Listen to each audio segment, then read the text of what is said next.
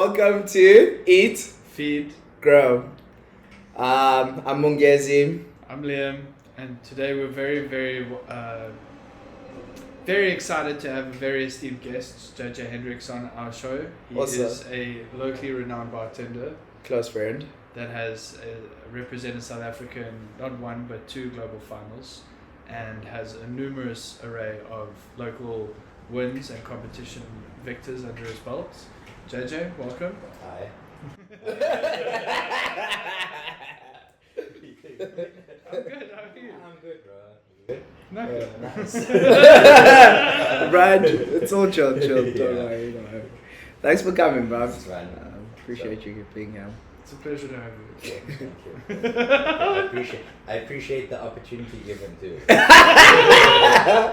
be on this podcast. First podcast, Yeah, so everyone knows you by JJ Hendricks or the Bitter Slinger. Yeah. Yeah, that's his handle, people. Ladies, you know where to follow. Government name Joshua Jacob Hendricks. There we go. Yes. Yeah. So, bruh, we're in the South, Kenilworth. Yeah. You're not originally from Kenilworth, but the South. I know the South, bro. Yeah. I was around the corner. A few bars and stuff. Of course. Yeah. Yeah, bro. So, give us a little snapshot of your background.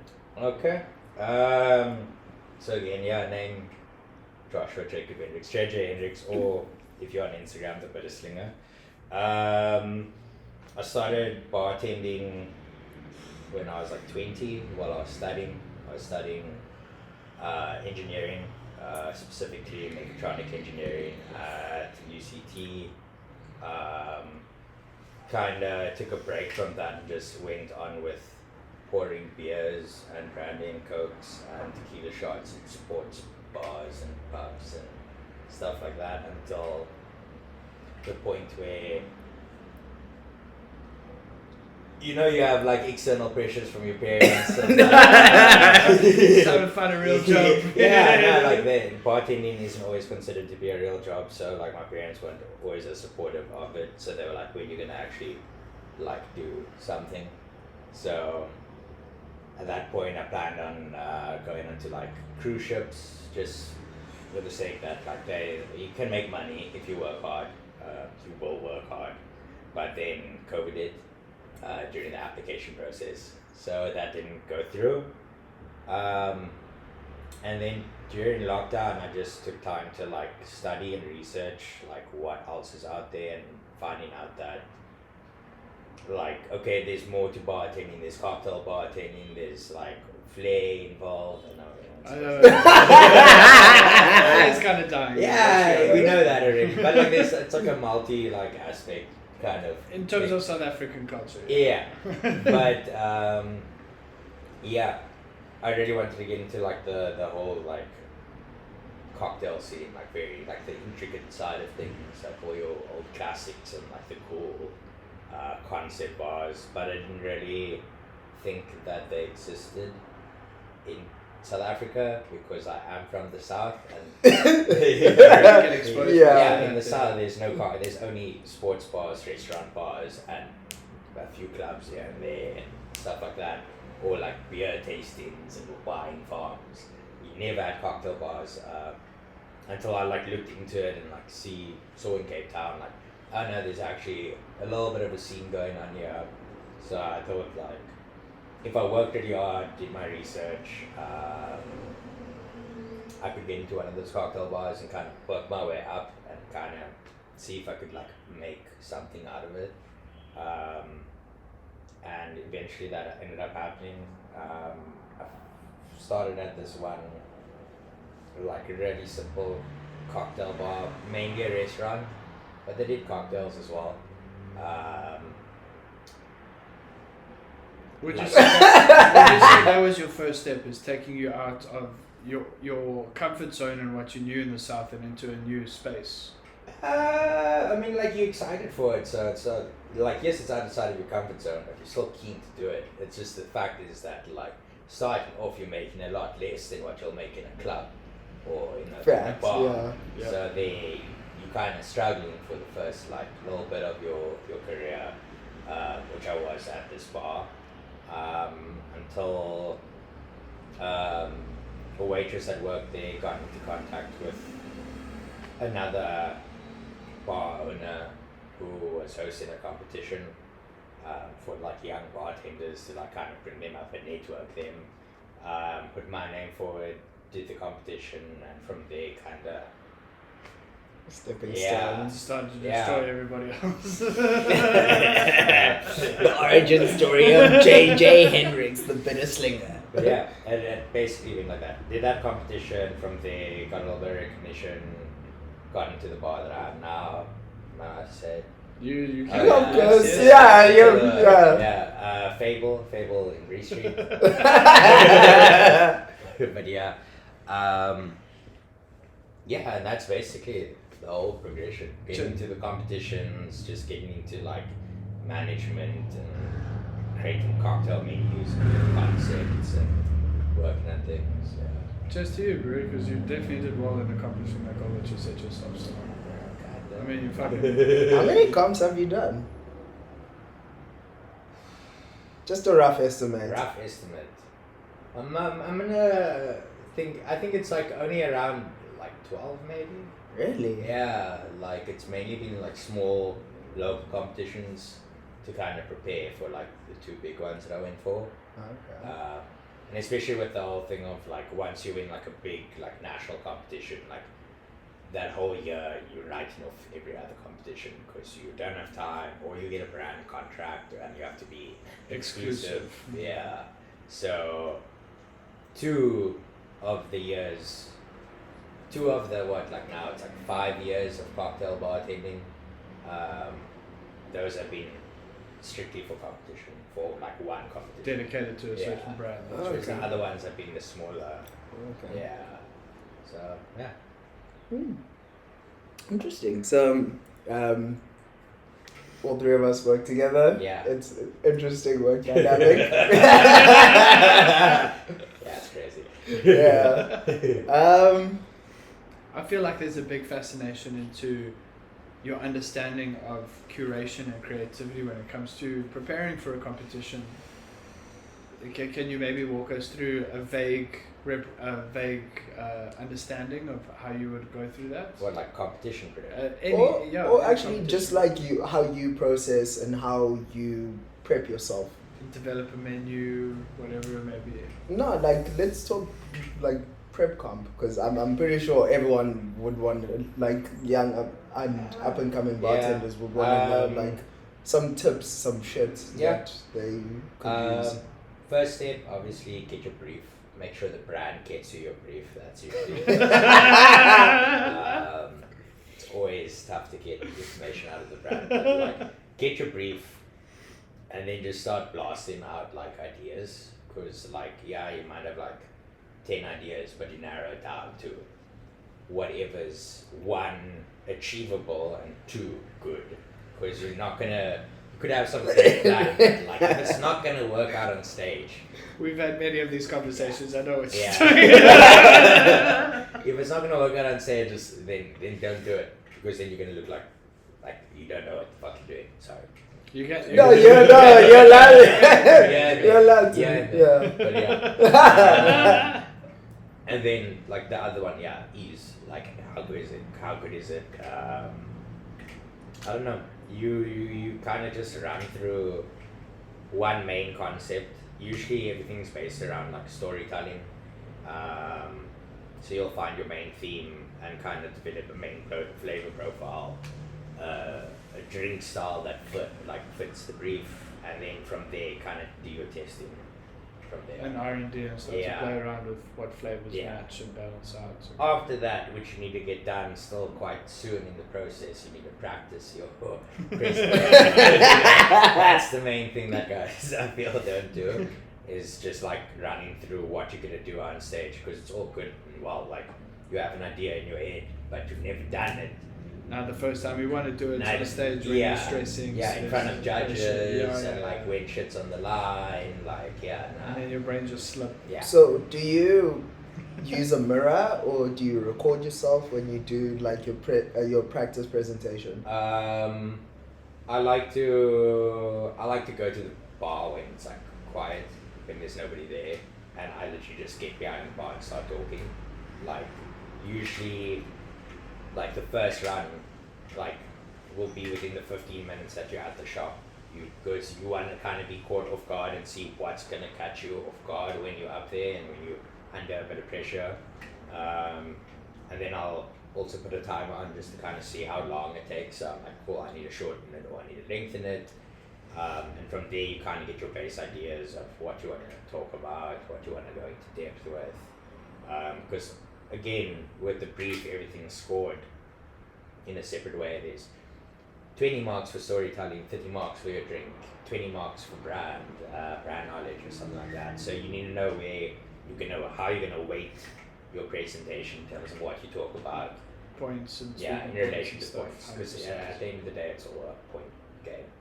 Like, if you tick boxes, you're going to do well. Yeah. Okay. So it's like writing a test. Yeah, literally. If you know that there's no exact answer, but if you know what the answer's kind of supposed. I feel like that gives so much insight into how complicated and intricate a competition, prepping for a competition actually is for the general public. Because most people that have never done it, they just see you get up on stage, you make a pretty or tasty drink, and speak a little bit of shit to their eyes, but they don't understand the relatability to it. It's like the same thing when you get a lot of, like the question that you always get is like, oh, what was your winning drink? There's never a winning drink. Okay, sometimes you get like challenge winners and who won this round and that there's round. A banging drink, but there's more to the drink itself. It's about the what you do on stage, like the full package of the performance. Because at the end of the day, it's competition bartending. It's not bartending during service. Yeah. Whereas during service, you're trying to be quick, friendly, crack jokes. Yeah, you're trying to like deliver your thoughts and ideas about something that you're about to present. Why isn't that the actual challenge? What, bartending? I think mainly because the competitions try to push creativity like a lot more, and in terms of what you can do in a competition is a lot more than what you can do in a standard service. Like you only have to prep one drink per judge, as opposed to like call it 50 of the same thing per night. Like you can put more effort into serves because you only need 3 of them. Your glassware can be a bit more on point because you only need 3. Your ingredients can be finicky because you only need to crack it down once. Whereas service, it's a completely different mindset and beast that you. I feel like if they had to do competitions for like service, it would be like more like sport. Like I always, like an Olympics. I always relate it to like extreme sports. Let's move watch. I'm sorry. Put everything on silent. Come on. It is on silent. It just picked up my voice. Your horrible voice. Yeah, like it's like you look at like bartending on a busy night. I always like to describe it as like extreme sports. It's like that silent, basically run like competitions if it was for actual like service bartending. But yeah, like the whole thing of like busy service, you kind of see as like extreme sport, like you're shaking like non-stop, sweating. There's variation in the orders. Yeah, everything has to be coordinated. You're dealing with people, multiple people at the same time, like those kinds of things. Like that's what would be brought into like a skill-based comp. So like speed rounds and on a personal level, do you find it more exciting to deal with that service aspect of bartending, or is it a little bit more progressive and boundary pushing for you as an individual to do competition settings? I prefer like busy service, I'm not gonna lie, just because it's like that's kind of what you do this job for. You don't do it for competitions, but the creativity like allows you to like still remain like stimulated, keep things new and like change things up. Because especially now with Cape Town becoming more seasonal, summer, you'll be busy, but winter, what you're gonna do? You're gonna just twiddle your thumbs, or maybe rather think of something cool to do, like if there's a competition going on, or there's no Friday floods in the winter season. There's no nah. It It can happen, yeah. but it's not as much as what it Frequent. used to be. Yeah. Yeah. Also, in terms of the skill-based competition, it's You build your team. Build a team, build a menu, flood people, see if your menu is creative enough and how many people you serve. yeah, but the thing is, it's like subjective. That's why like I really hate it when competitions do like a sales challenge, because then it's literally dependent on the people who are there that are gonna buy from. Are they people that know you? Then they're probably gonna buy from you. Did somebody else bring more people with them? So it becomes a Who's who? societal competition, you popularity contest. If you want to put it into a different perspective, if you look at our guest shifts that we do at Fable, when we go over, we always bring a couple drinks, and then the signature is the paintbrush. And the paintbrush is the simplest drink. It's not my favorite. I'll be honest. I'll be very honest. This is a safe space. Because again, subjective, like flavor subjective, all those things. But that's always the first thing to sell out, because that's what people will see going out. But if I had to judge somebody off drinks, I'm not going to judge. For creativity, yeah, it's cool, but like in terms of flavor and like innovation, nah. It's not progressive and it Yeah. doesn't push any sort of boundary. for you Because as it's so individual. subjective and dependent on what market you're selling to, it's difficult to give an accurate. And make it an even playing field for everybody. Yeah, to like it would have to be like, okay, cool, like measuring temperatures in drinks, which gets a bit far, like in my opinion. Or like something like how quickly your drinks come out or how balanced the drink is. But then, who's your judge? Who's tasting the drinks? Whose palate is? That's getting pitched to and Yeah. presented on. Yeah. Whereas something more obscure, like creative wise, like a creative competition, it's kind of like, okay, who's just gonna knock people out the park, basically. And give that wow factor where they're like, oh my god, this is insane. Yeah, just show them something that they haven't seen before, or a flavor that they haven't tasted before, or something that they didn't think would go together. Because you have the time to also like prime their brain. This is what you're gonna taste. This is the flavor that comes together that will create this kind of combination of flavors what you'll be experiencing. I'm enjoying from your presentation. Yeah, And your speech. Yeah. exactly. Yeah. Do you find that's also similar to in terms of food? Food comps are very different. Well, because it's more of like a blind tasting, is it not? No, because you get different comps that specialize in different things. Like pastry comps is more about showmanship. And the aesthetic involvement of your pastry. Yeah, of your what your actual dessert ends up looking like. Have But you ever done a poiki competition? When I was 6, we had one for school. It was a school poiki day, but other than that, no. Oh, that sounds terrible. But there are like team competitions where you get like obviously a challenge and you have to set out like 5 courses. Obviously you can't do that as a single person, but you can do it as a team.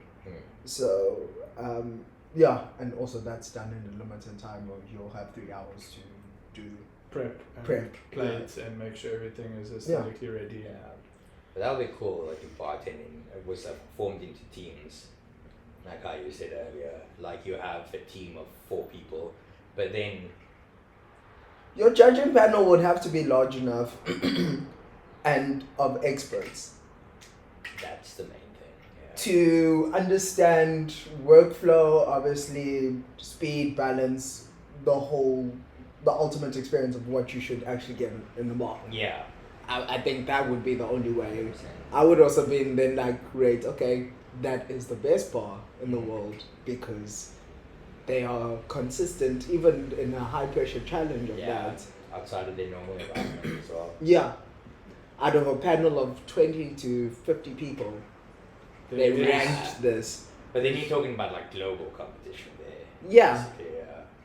You How did, okay, there's an interesting topic. How did you find the level of competition going into a global final coming from a national final? That's completely. And from the second time, was there any change in like your mentality and your preparation and what you wanted to accomplish in those finals? Or like first of all, like crank the temperature up like a lot. Like it's a lot more tricky because it's again like you're not only up against like national finals. Yeah, it's South African bartenders. Then you're up against the best bartender from each other country when you're doing the globals. So now it's not just a weeding out process of people. It's this was the best year. This is the last lap in the race. Yeah, yes. This was the best in Japan, and this was the best in Brazil, and this is like now you have to go up against the best. Like you don't know really what to expect. Also, you don't really think of it as like you're competing against people. You just kind of trying to do as well as you can do. Because it's not like you can run faster or jump higher than anyone. It's just about what you put out there. And then what is the second part of your thing? And okay, from the first globals to the second globals, was there any change in your approach and mentality going into your preparation and what your game plan was? Yeah, because first global I did, that was 2022 in Sydney, Australia. 55 global competitors. And that was like super overwhelming. You got like stupid amount of judges, and they're all like your idols that you've been watching on Instagram. Global industry. Yeah, literally. It's like very intimidating the first time you go through. It's always intimidating, but second time you know what to expect. You know, okay, cool. I know the first time I tried to go big and all this stuff, and it's like, yeah, but like you have to travel with a suitcase. So minimize, try and do the most effective thing with the least amount of stuff, basically. So there was a very substantial growth from 1 to 2 Yeah. in terms of your preparation and planning and how you thought about the processes leading up to the actual competition itself. Yeah. So, are there any competitions you're interested in like doing? At the moment, I've heard rumors that there's like another competition coming out that's global that South Africa might be a part of. I don't want to say names too. I think I know which one you're talking about. It's a tequila competition.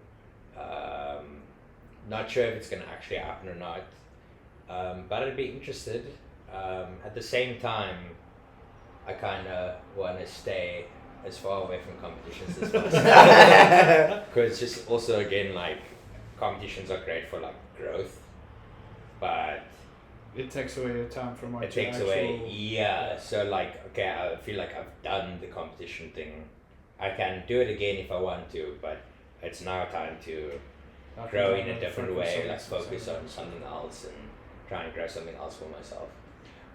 In hindsight, would you find that there was a lot of brand development and personal development from doing all these competitions for you? Like going from a locally renowned bartender to an internationally renowned bartender, or somebody that could go into Tales of the Cocktails and be recognized by a couple of people left, right and center, and getting a bigger network globally.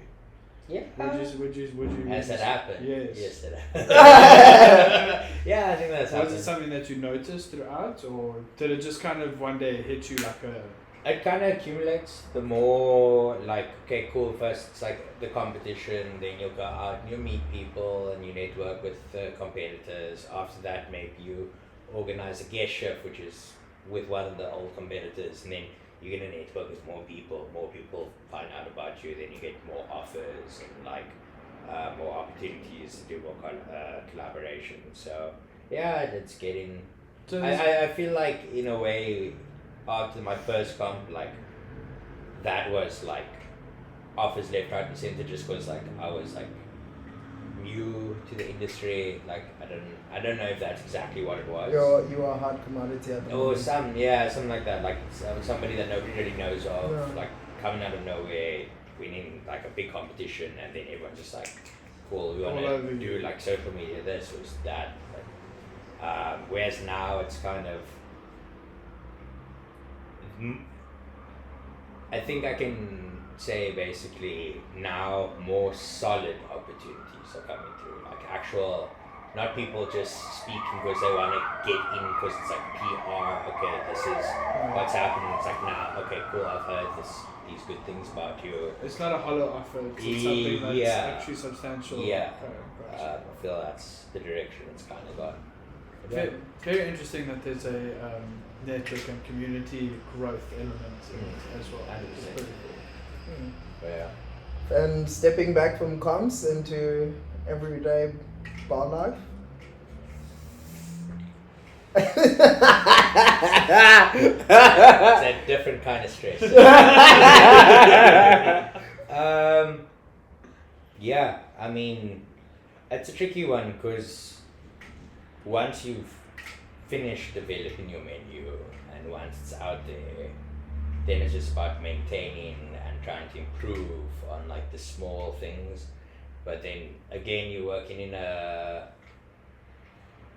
busy environment where it's not just about the cocktails, it's about the maintenance, about the staff issues, it's about orders coming in, people being shifted correctly and all that other stuff. So it becomes a lot more variable oriented. Yeah. There's a lot more going on to it than just your presentation and your serve. Yeah, like when I did that first competition, that first big one, straight afterwards, I got the opportunity to open up a bar, and we went quite like, not like super far, but like quite deep into, like we found a venue, we had an investor, all those kinds of things. And then I went back to work and I'm checking out like owners running his ass around, fucking on calls all the time and stuff. I'm like, do I really want to do that? Yeah, 'cause am I really bartending or am I a business owner then? So that's like two differences. I guess it like depends on the dynamic of your team and like who you have with you, obviously. But yeah, it's the same thing at work. You're dealing with so many other things. Other than actual bartending that influence the bartending aspect at the end of the day and how well the place and venue's doing. Yeah, like last night I spent like an hour fixing the bubble machine. I remember that. Yeah, still broken. Do you find that there's some sort of foundation from your engineering time that you implement and replicate into your either creativity or service, whatever aspect of it that it may be in your career at the moment? I don't think it's directly related to like direct engineering, but it's always been a thing of like doing stuff with your hands. Like my dad always like made a big thing of like, you know, make something or whatever, or like school holidays, like you ask your parents who want new toys, but they're like, no, money don't grow on trees.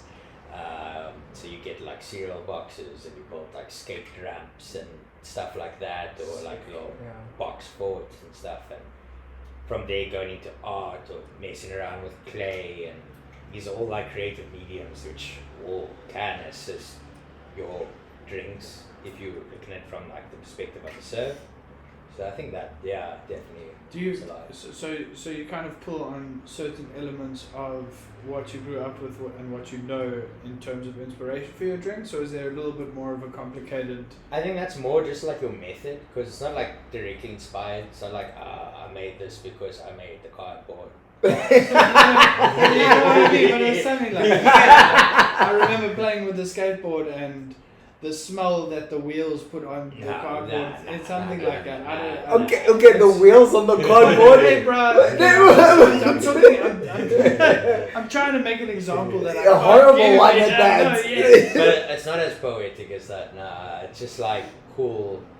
I've worked with paint, I've worked with wood, I've worked with metal or wires or beads or. I know how to make it pretty and presentable. Yeah, and like cool. The concept is this: draw my inspiration here, and then use what other techniques I've not even learned, but like developed. Because it's like you kind of at the same time just putting shit together. You're MacGyvering. Yeah, you're MacGyvering. Yeah. But you have that understanding of how to MacGyver. Yeah, like basic mechanics. Yeah. Yeah, every MacGyver comes from the basics understanding of The fundamentals of physics, yes. Not the fundamentals of physics, the fundamentals Okay, of was a what TV show. No, it's become a verb. But he would make these tools to get him out of the sticky situation out of fucking nothing. Yeah. Also, out of nothing is correct. Exactly. It's like I've got a matchstick, a piece of paper. Oh, he builds a gun to blow, and you're like, bruh, how? What is this, a Bollywood movie? But no, like heavy, like MacGyver, dude. Like all the serves at Fable, like started off as normal everyday items, which then had things just applied to it to make it look and appear the way that it is and presentable. Yeah. Yes. It's just, okay, cool, does have the base functionality that I want, and then, cool, what do I add to it on top of that?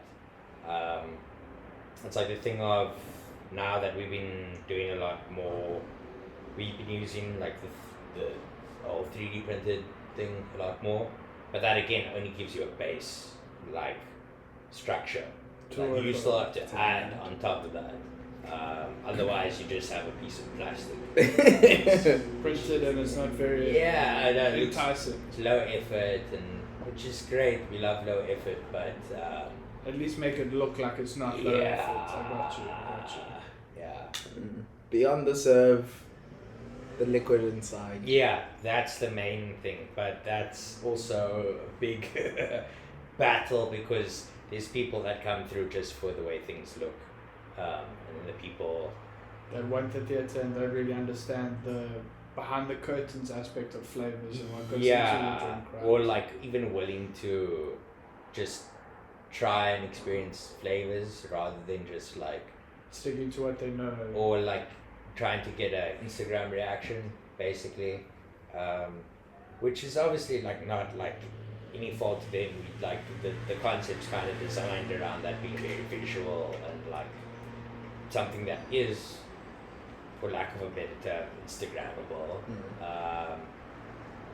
But then you get those guests that like do have those palettes where you're like, okay, cool, they really understand, not even understand, but they're interested in like, okay, this tastes like this, I've never had this flavor combination, instead of like, that's weird.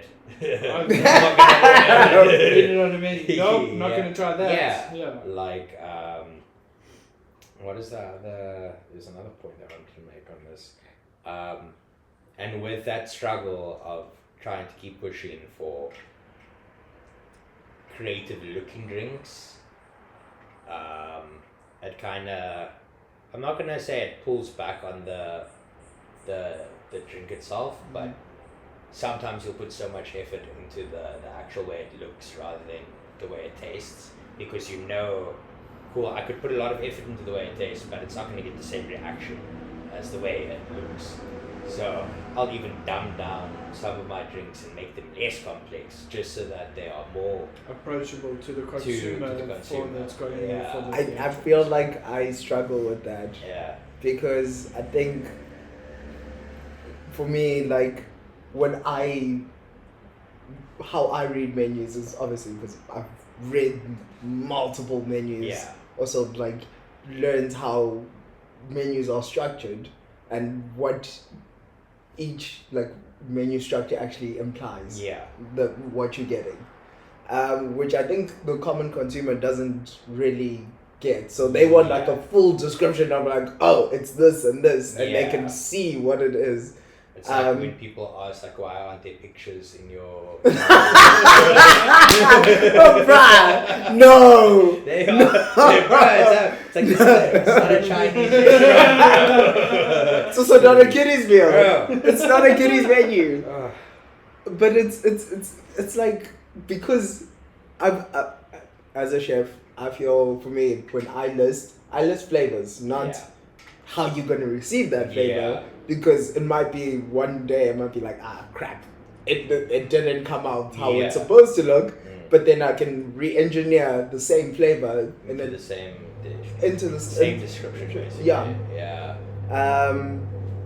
And I've seen like you behind the scenes, what a lot of people. Most of the time, you spend the most time together at work. And it actually, it's like I draw some inspiration from like how you put things together. I would say like how you assemble. It's fascinating to me, and it's like I also think I also hit that point of I'll get to my point now. I see when you like, okay, cool, this is what I'm actually wanting to make. Yeah. You make it, then you're like drop it 2 levels down. Yeah. And then you're like, okay, people will get this. Yeah, because otherwise you put it. We've done it before. We've made like really like dope drinks like that.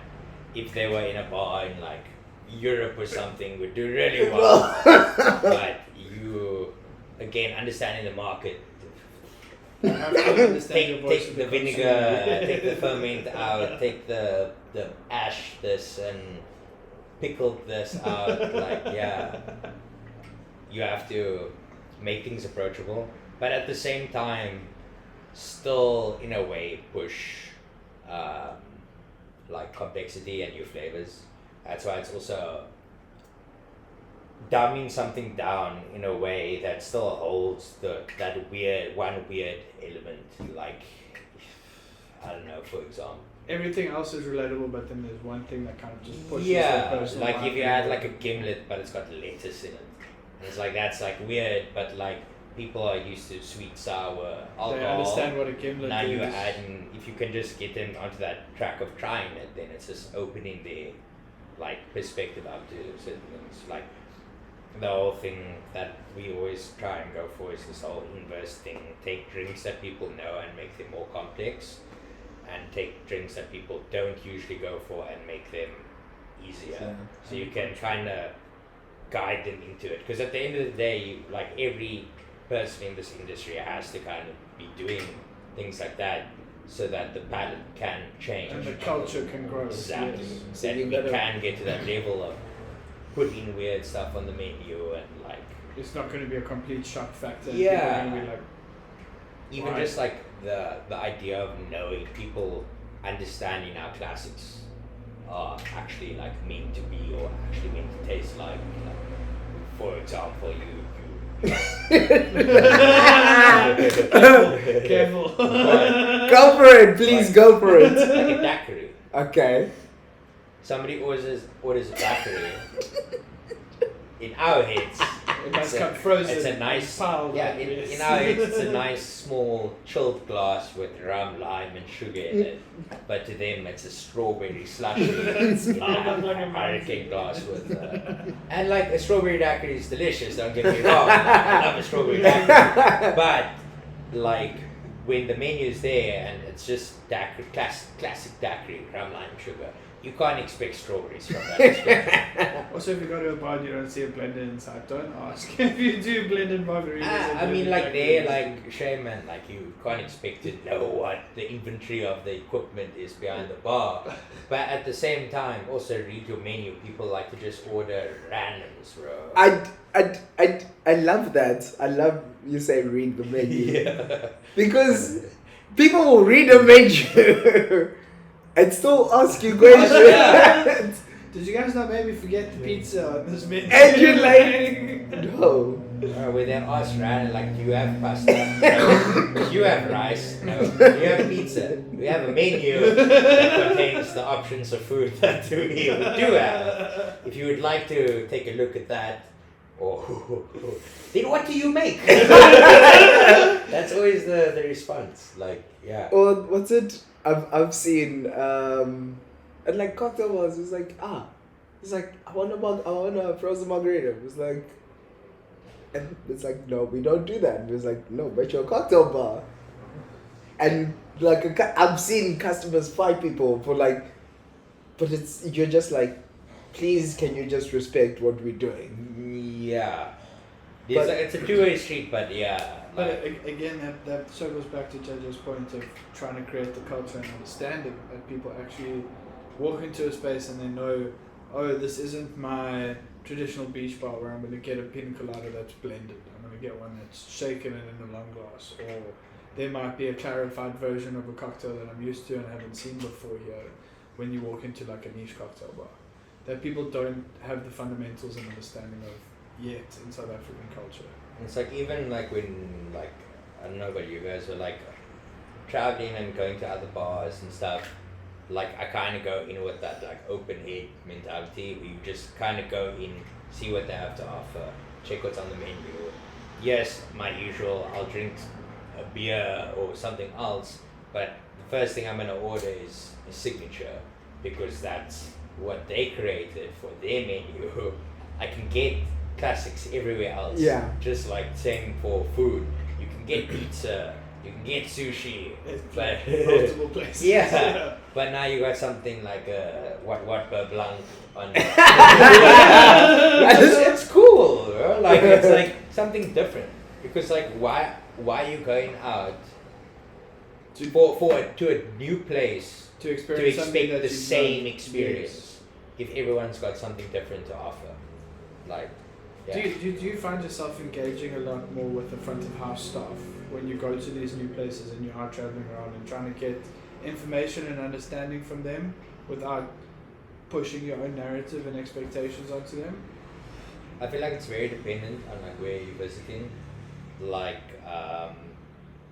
because certain bars aren't even like known for like really intense, crazy cocktails. Sometimes it's just one classic that they're good at. So if you're you're not gonna be talking to those guys about like clarifications or what's your acid ratio for your super juice or something like that. Whereas like when it's something that I'm like curious about, then I'll obviously go up and ask, and like same way that people do it with us, and then that also usually rolls into a full conversation because as soon as you show interest, bartenders show interest back. But yeah, like yeah, and there depends on the bar, literally. You've traveled to like A few places. a few places, and you visited some of the best bars. What? Obviously, they have a common trait to be as successful as they are. Yeah. What are some key things that you've kind of noticed that globally, each bar has these either three factors very common in it might appear differently, but these are the three things that Fundamentally the same way. consistent throughout the venues. Number one is, I would say, like efficiency in processes is like 100% like the first thing I would go for. Every good bar has a program that runs efficiently where the drinks come out at, yes, it could be like intensive processes, but they come out at decent times. There's friendly service, people know to be friendly, you're not waiting for things, people like look after you, they'll wipe your table, like all those things are fine, mainly like the main number one common thing. Because again, I keep saying but like whatever drink they serve and take it out of the bar and put it somewhere else, the environment's Completely different. yeah, so you're gonna have a completely different experience. So it's basically how they set up that energy with the efficiency and stuff. Second thing I would say is just like knowledge of the basics, just like having good fundamentals, knowing balance and temperature, because those at the end of the day are like the main thing for a drink, whether it's a classic or a signature. You want it cold and you want it like properly diluted and balanced. Unless it's supposed to be like a warm drink, obviously. But yeah, that's the second thing. Third's tricky. I mean, there doesn't have to be three. If there's only two consistent that you notice. That's yeah, I'd say those two are the main ones. Obviously, hospitality is a massive part, but I would put that with that first point of like it's part of being that how efficient. The hospitality ties yeah, into that the efficient processes and hospitality. You know, okay, when I sit down, I'm not waiting even if I haven't interacted with anyone, there's going to be a glass of water on my table. There's a menu already there. So I can already look through to order. Somebody's going to pass me in 5 minutes to say if you need any more time or any explanations, or break down the menu for me. And then also guide you through, because there's things of training those things into people. Keeping clean, like, standards. Basics, basically, Okay. One thing I've seen from like the listed bars is most of them do seated services. Yeah, because you also don't have, like, the bar itself isn't a massive. You mean like seating times and stuff like that? No, as in just like there's seated. tables that they Yeah. can go sit at and experience the bar without really sitting at the bar. Well, that's another thing. Also, how big is your bar? You can't have everyone sitting at the bar all the time, and mainly a lot of the things, especially like even you look at a bar like us, the setup, the making of the drinks cool, like the actual bartending, but the setup isn't as cool. Where you have something that's supposed to be hidden when it's actually in front of you already, and then you're gonna hide it, and then you're gonna it doesn't really work so great. But that's only obviously for bars that will use things like serves, which kind of also it's a dying trend now at the moment. But yeah. What do you see is coming up? I think everything's gonna go a lot simpler. So minimalistic. Yeah, like less, like more back to classics, and like I feel like a lot of bartenders are getting to that point where, like, we had a big, I wouldn't say a training issue in South Africa. I don't fully understand it because I'm not part of the industry that trains bartenders besides the staff that we have. But I feel the cocktails I was drinking like 2-3 years ago were horrible compared to what's coming up now, because more bartenders are actually seeing it as a career and actually researching and doing their practice and getting their balance right, can get a balanced drink at a really average bar. And with that happening, and then people understanding those drinks, and it's not, margaritas aren't meant to be sweet, it's supposed to be like this, they'll go out and actually understand and make sure everyone's kind of on the same par level. Also with the whole issue of people not having as much money anymore, like, you're gonna go for the cheaper options, and I do think there are bars that are gonna start opening up that are gonna give a more reasonable offering without all the other bells and whistles that go with it and cost you the extra pennies on your bowl. Yeah. That's where I see it going. Just because, again, people are like overwhelmed by all these weird flavors and stuff like that. Do you think that the whole industry trend towards theatre and serve was based off of the social media hype that happened internationally, or was that just a coincidental thing? And do you think that this global culture development that we're trying to implement in South Africa culture is the reason why things are going to go backwards and more minimalistic in the future?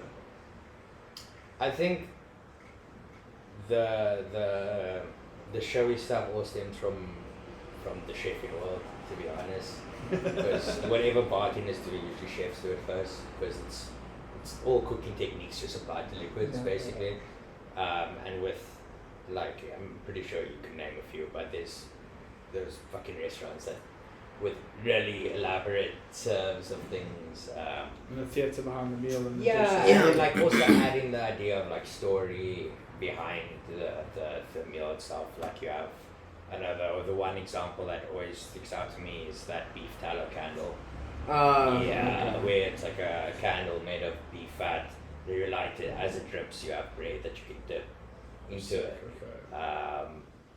And then with cocktail bartending, I feel like cocktail bartenders always want to be like chefs. That's why you see so many people like trying to wear chef's coats behind the bar and like chef jackets. And yet you see chefs moving away from that.